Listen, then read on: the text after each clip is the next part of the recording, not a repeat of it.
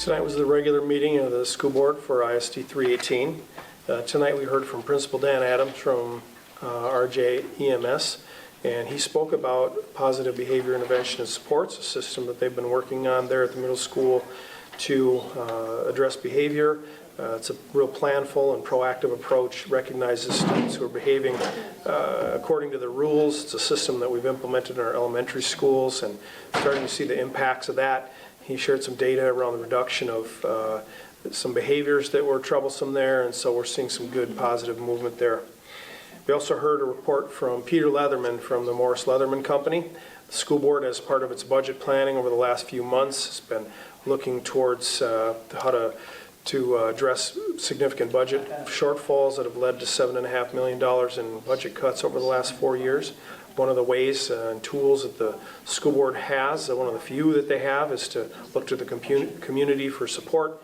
And part of that planning process is a survey to go out that gathers data about how our community is feeling, about the schools, how it's feeling about individual financial situations, and how the school is performing in a variety of aspects, as well as what community members might support, be willing to support looking to the future. So Mr. Leatherman went through that survey, pretty extensive, definitely doesn't green light anything. There's lots of discussion and planning to do there, but it was really good information for the board as it looks to make decisions in the future. During the summer, there's a lot of staffing items that come before the board, and there certainly were tonight as well in the consent agenda and otherwise.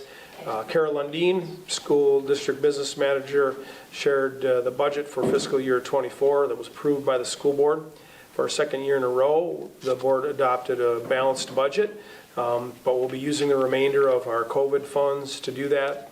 As a district, the board and administration were strategic about saving as much of that, the COVID funds as we could, so that we could balance our budget and stave off more reductions and job cuts.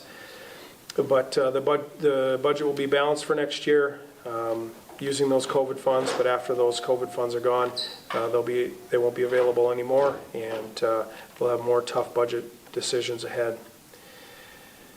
The building that is currently known as the Southwest Elementary School, the board's been working on the process of eliminating school buildings, and the building that I'm standing in right now, the administrative building, will be listed for sale very, very soon. The business operations that are currently located here will move into the former Southwest Elementary School building, as well as the Alternative Learning Center and some other offices. Through a process that's spelled out in district policy involving a committee, that building will be renamed the ISD 318 Educational Services Center and have a couple wings named after notable individuals and leaders in our district's past. Thomas Butson, that wing will be the ALC wing, and then Forrest Wiley will be the name of the administrative wing. And the Community Education Services wing will be known as the Southwest Community Center. So that's exciting. A couple of policies approved tonight as well, and then the board had a number of reports.